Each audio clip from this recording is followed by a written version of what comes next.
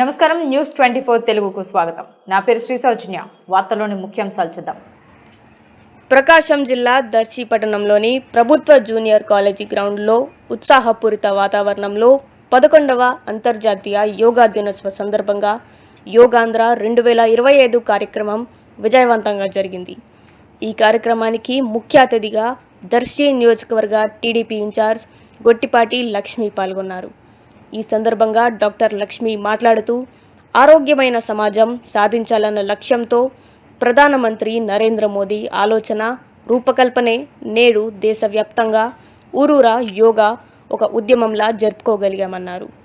విశాఖపట్నంలో మన ముఖ్యమంత్రి నారా చంద్రబాబు నాయుడు, ఉప ముఖ్యమంత్రి పవన్ కళ్యాణ్, ఐటీ విద్యాశాఖ మంత్రి నారా లోకేష్ సారథ్యంలో ప్రధాని నరేంద్ర మోదీ పాల్గొన్న యోగాంధ్ర కార్యక్రమంలో గిన్నెస్ రికార్డ్ సాధించే విధంగా 5 లక్షల మంది పాల్గొన్నారని తెలిపారు. ఇదే స్ఫూర్తితో ప్రతిరోజు యోగా చేసి మన కుటుంబం, మన సమాజం ఆరోగ్యంగా ఉండేందుకు ప్రజలు చైతన్యంతో ముందుకు రావాలని లక్ష్మి పిలుపునిచ్చారు. ఈ కార్యక్రమంలో టీడీపీ యువ నాయకులు కడియాల లలిత్ సాగర్, మాజీ శాసనసభ్యులు Narapusetti Paparao, Darsi market yard chairman Daram Nagaveni Subbarao, Darsi municipal chairman Narapusetti Pichaiah, circle inspector Ramarao, MRO Shravan Kumar, municipal commissioner Mahesh, మండల టీడీపీ అధ్యక్షులు మరెల్ల వెంకటేశ్వర్లు, టౌన్ టీడీపీ అధ్యక్షులు చిన్న పాల్గొన్నారు. ఇవాళ 11th ఇంటర్నేషనల్ డే మనం ప్రపంచవ్యాప్తంగా జరుపుకోవటం, అట్లాగే ఇవాళ మోదీ గారు మన రాష్ట్రం రావటం, చంద్రబాబు నాయుడు గారు ఒక విషయం మీద దృష్టి పెడితే, ఆయన ఫోకస్ చేస్తే అది అయ్యేదాకా వదలరు అనేదానికి ఇది ఒక మంచి ఎగ్జాంపుల్. అందరినీ ఒక కొన్ని రోజులుగా ప్రాక్టీస్ చేపిస్తూ అందరినీ ఇవాళ ఈవెంట్లో పాల్గొనేలాగా గిన్నెస్ రికార్డ్ సాధించడానికి ఎంతో కృషి చేశారు.